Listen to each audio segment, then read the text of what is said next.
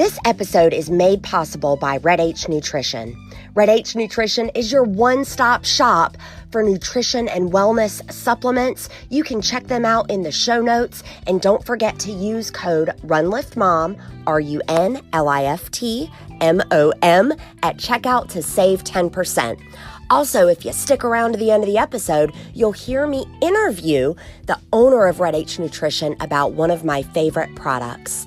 And as always, I'm a Zaya Active representative, so don't forget to get on my New Release Wednesday text message. Yeah, you heard me right.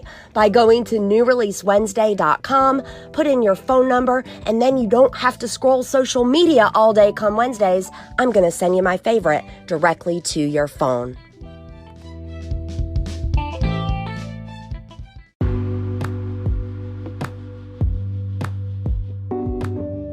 Hey everybody, Susie here, and this is a different format of the Run Lift Mom podcast. This is a mommy masterclass. I've done them before and I'm doing it again. These are segments from guests that I've had on with interviews in the past, and they're nuggets of wisdom that I think are going to make your day. It's a masterclass of knowledge, and this specific masterclass is the men of Run Lift Mom.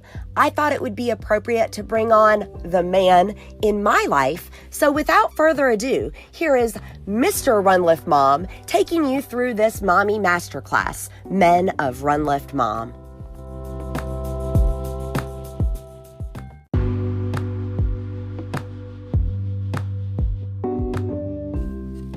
What is happening, ladies and gentlemen? Welcome to the Run Lift Mom podcast, where we're talking about running, lifting, and momming, and not necessarily in that order. But today, we're going to throw a remix at you. Today's episode is a mommy masterclass. Oh yeah! It's not just any masterclass either. It's all about the men today on Run Lift Mom. My name is Trey, better known as Mr. Run Lift Mom, and today, I want to walk you through the best pieces of wisdom from my brothers who have been on this show. So sit back, relax, sip a nice warm beverage, and get ready, y'all, because today, the men have taken over Run Lift Mom.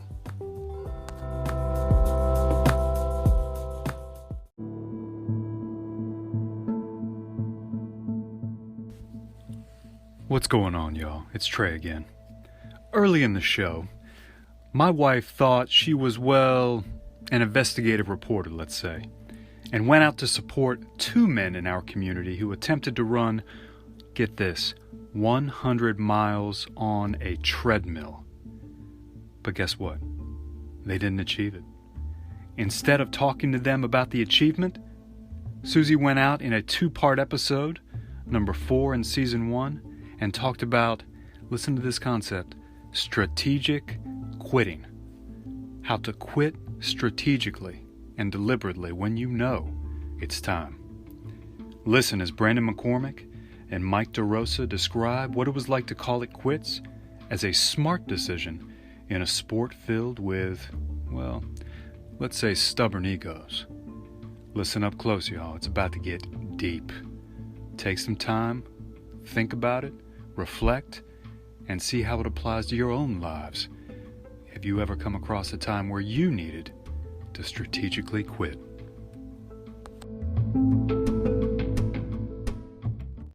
So what I hear you saying is the quit was a strategic move within a bigger picture of achieving this goal, which story is still being written. Absolutely. Exactly. Wow. So, okay. So you say, okay, we're going to do 100 miles. We're hype. We're excited. It's feeling like you're going to do it. So when you called it, when you said, hey, not, our strategic move, we need to stop here if this is ever going to be a thing. Did you feel like your ego took a hit? Like, what did it feel like to have to tell others, yeah, we didn't make it? For me, honestly, like I said, I'm not afraid to fail. I put that number out there. Because everybody was like, "Is there a goal?" That's we got that question. We're leading up to it when we asking these folks and telling them about it, what we're doing. They get is there a goal? Yes, it's 100-mile goal. Just yeah. I mean, in a way, yeah. You're like, I didn't get it, but at the same time, it's like that's the most I accomplished something I've never accomplished before myself.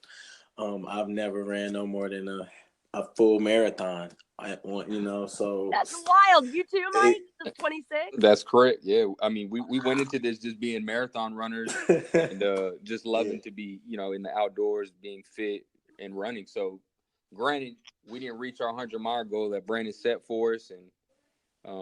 But we still achieved a new goal within ourselves. Running 65 miles in one day is still kind of insane when you think about it, even though we're disappointed. At the same time, we're happy for each other as well. It's over 100 kilometers. And lest anybody think I'm beating up on you guys about this, before we agreed to sit down together and talk about this, I just want to make very clear. I think it's a winning move to quit strategically, right? Like you guys could have just slogged it out and ran yourself into the ground and finished this. But like at what cost? Are you debilitated? Are you pain cave number 11 today and you can't pick up your children? You guys are both fathers, very active, involved fathers. I think it takes a very mature winner, if I'm being punny, to make a strategic quit. So I just want to like put that out there that like I'm fist pumping the air and saying, yes, smart, mature decision. We have to think about sometimes, am I really facing adversity, or is it better if I just call it right now and put my energy and efforts elsewhere? Right.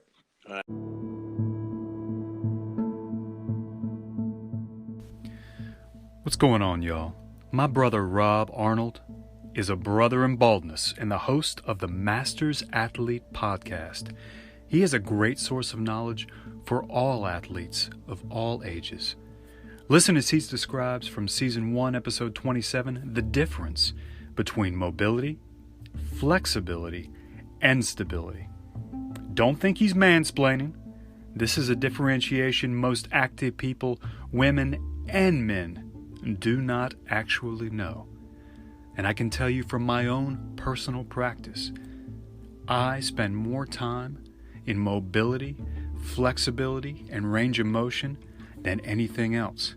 Because as we age, your strength is automatically going to decrease, endurance is going to decrease, but your ability to stay pliable, mobile, and flexible and move your joints through their entire range of motion, y'all, this may determine your longevity. So listen up, pay attention, take a little bit of notes, and think about how you're currently moving. Enjoy. Is injury prevention, and I cannot emphasize injury prevention enough. And that consists of increased mobility and stability training, getting out there and getting a functional movement assessment done, having either an exercise physiologist or a physical therapist give you an assessment to see how well you move, because I'd hate to have just some weekend warrior personal trainer put you in a squat rack and say, okay, let's do some squats today, when you've got some severe hip mobility issues from, years of carrying around kids or sitting at a desk job. Talk to me a little bit. So just to clarify for my audience. So when you say mobility, do you mean like range of motion? Absolutely. Mobility is not flexibility. Mobility is the ability of a joint to do what it's supposed to do and to move in a movement pattern that what it's designed to do. And your body is kind of segmented into mobile and stable joints, whether it's your thoracic spine, your upper back being, mobile, your shoulder girdle being stable, your shoulder joint being mobile, your hips being mobile. It's segmented into those parts, and ensuring that those parts of the body are either mobile or stable, basically what they're designed to be doing.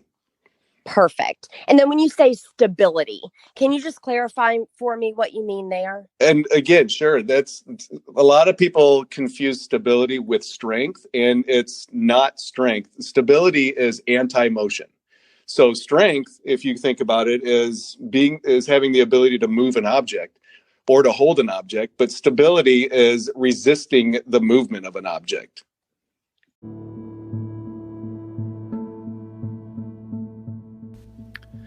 Coach Gary Weller is a neighbor of ours, and this man was paralyzed from the waist down when he was hit by a vehicle in a horrific incident years back. Episode 44 walks through his rehabilitation journey, but I want you to hear the part where he discusses his mindset and focusing on what he could control as he learned to move his body again. Put yourself in his shoes. How do you handle adversity? How would you handle a life-altering event? Be inspired by his story. Take it to heart.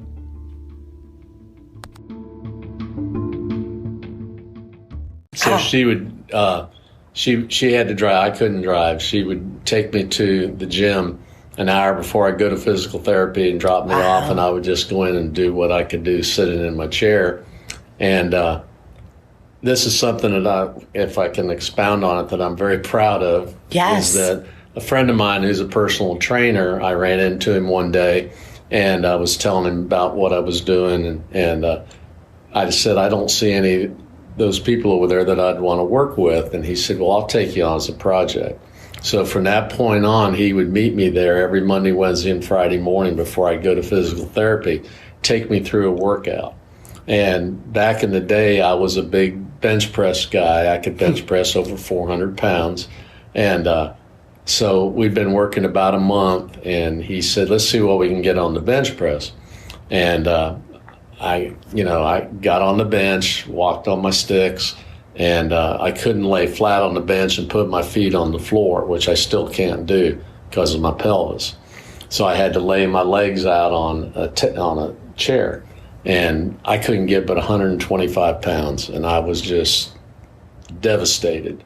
And he had a plan, and within 6 months, he had me up to 315 pounds on the bench press.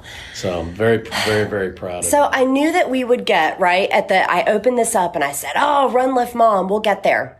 A lot of moms, physically, after they have a child, they're released, and where they want to be in their head is completely different from what their body can do. We're going to get back into your personal story, Gary, but I want to take a side road here.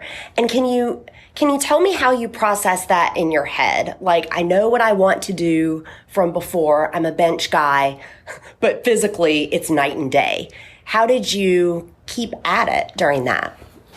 Well, I've always been a positive thinker, and I just knew that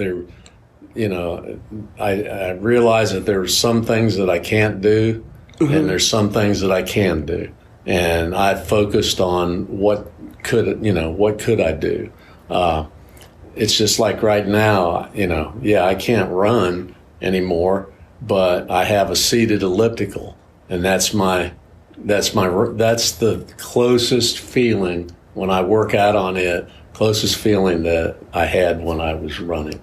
It's just, just accepting the fact that I can't do some things, and I just try to focus on, the things that I can do. I hope everyone is hearing that. There are things you can't do, there are things you can do, and you focus on what you can do. Correct.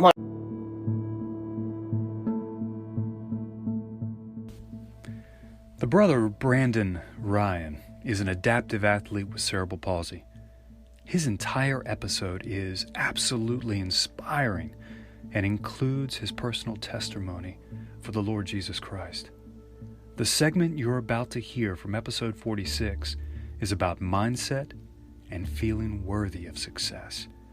Brandon works with individuals who have cerebral palsy as a trainer, and a gap he's identified is his worthiness. Do people feel worthy of being healthy and strong? Do you consider it a blessing to be able to move?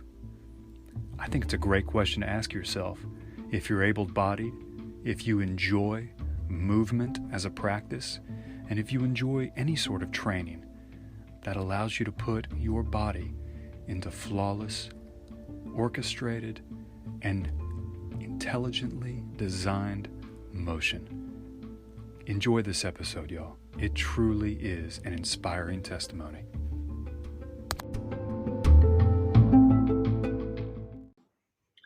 And so, when I work with clients at FCP, before I even talk about like physical strength, I'm so more concerned with their mindset, because it's the mindset that many personal trainers do not pay attention to.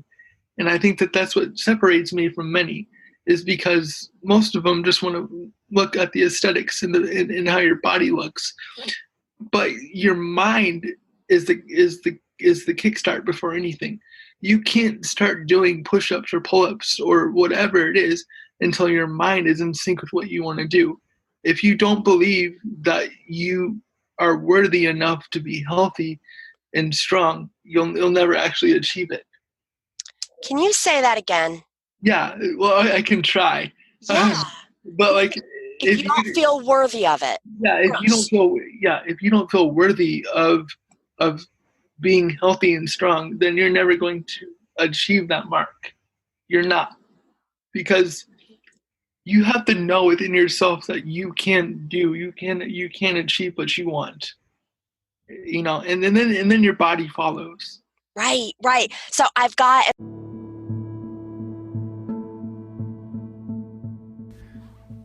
What's going on, y'all? We have heard some amazing stories and some inspirational moments from the men of Run Lift Mom. But now, for your grand finale in this Mommy Masterclass, we're going to hear from Mr. Run Lift Mom. That's right, me. But don't worry, I'm not going to wax poetic right now. This is a snippet from episode 19 titled Infertility, Triplets, and Fatherhood. 3 things in which I am intimately familiar.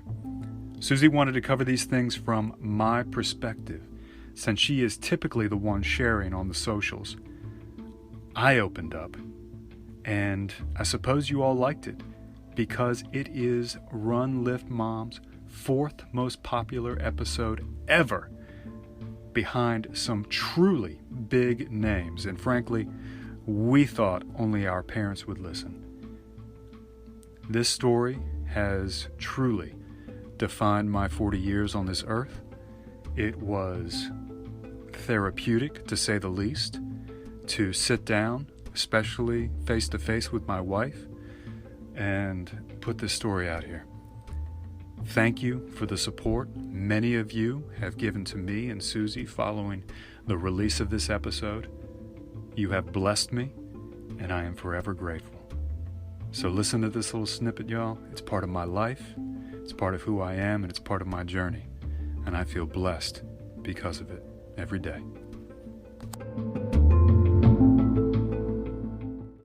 So needless to say, I bucked up and said, moment of clarity came in, and I said, I got to be a dad. I got to go figure out what this thing's about. And it began 10 weeks in the NICU for those kids. Yeah. And I was at my weakest, I think. I look back and I say I was really weak in Afghanistan. No, I was at my weakest emotionally, probably spiritually too, as far as being resilient and being accepting of truth and looking at the situation honestly and not trying to buck responsibility. I was at my weakest those first, I want to say 6 months, but I think that's probably, I think it was probably more. Yeah. I think it was probably the first year. Yeah. And that's a different story altogether. That first 18 months of that, good night. I still wake up in cold sweats. You guys know what ghost cries are, right? I do. You don't even want to know about that schedule. Good night. Oh, well, but I mean, I'm glad that you bring up how vulnerable you felt and kind of how low you felt spiritually as well, because obviously you're in a very different place now. But, you know, sometimes God will bring us pretty low to bring us closer to Him. No, truly. And I feel privileged to be able to look back at that time in my life and realize how just absolutely weak and helpless I was. I like to talk about this. I was on a bachelor party. I was the best man, and we did a canoe trip down a river for 3 days in Asheville, the French Broad River, and all the guys, drinking on a river, whatever, but all the guys wanted to know. I was the only military guy, and they wanted to know what the scariest moment in deployments were, and what's a good war story. And I think back now, and it would have never passed on the French Broad to satisfy what these guys were looking for. But they asked, Trey, when was the most scared you've ever been in a deployment, and what were the circumstances regarding? And I made up something. I told them a story to appease them. However, in reality, if I were truly being truthful with the question and with those guys, I would have said fatherhood immediately following the triplets' birth. That for 18 months after that, I was the most scared and at my weakest. And you said it, by the grace of God, He never gives us more than we can handle. And I feel like the triplets have been the prime example in our lives of that being absolute truth. And that will always, I think, be always a shining example of what is possible, even when we don't have trust and faith. Yeah.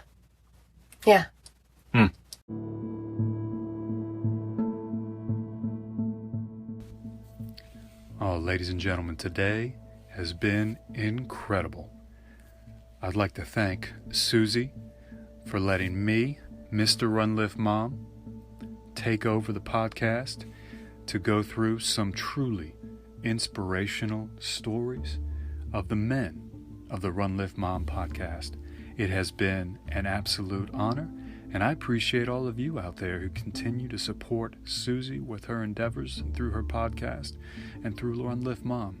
We pray that this podcast is a blessing to everyone who listens, and I know Susie considers it a true passion project to release information and stories about inspirational people who are doing truly amazing things in the fields of running, lifting, and momming. So with that, until my wife gets into your earpiece again, remember, for while bodily training is of some value, godliness is of value in every way, as it holds promise for the present life and also for the life to come. That's from 1 Timothy 4:8, and this has been the Run Lift Mom podcast. Be well, y'all.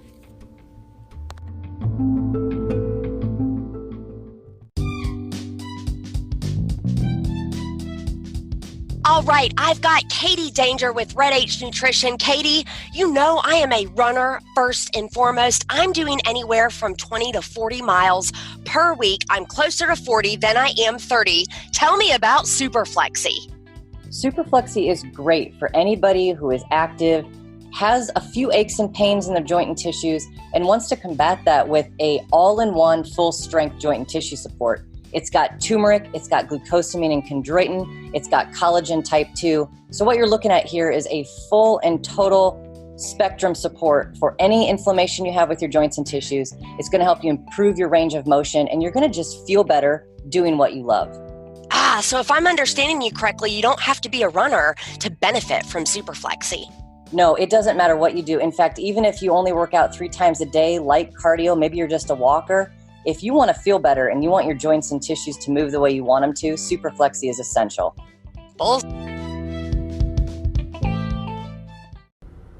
Hey, Run Lift Mom listeners, you know I'm the mom of 4 kids under age 5, and therefore I am always looking for ways to work smart, not hard. Anchor is the smartest way to make a podcast. Let me tell you why.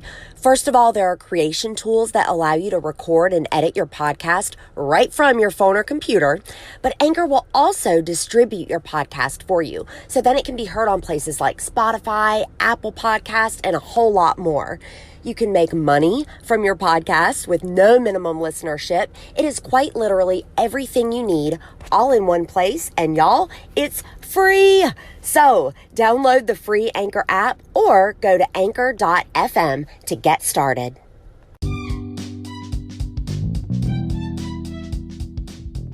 Thank you for listening to the Run Lift Mom podcast. This began as a passion project in February of 2019. I wanted to uplift other women in the areas of running, lifting, and motherhood. Here's what's happened.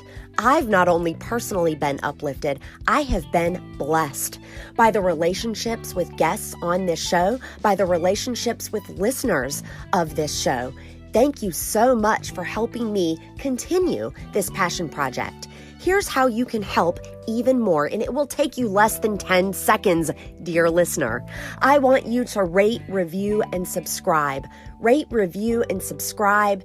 It really, really helps other people find the show, and it keeps my show sponsors happy.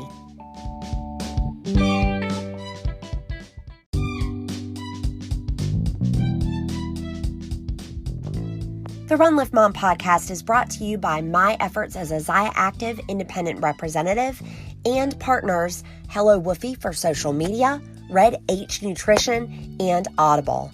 Audible is the newest of this lineup, and if you want to try Audible free, all you've got to do is visit audibletrial.com/runliftmom.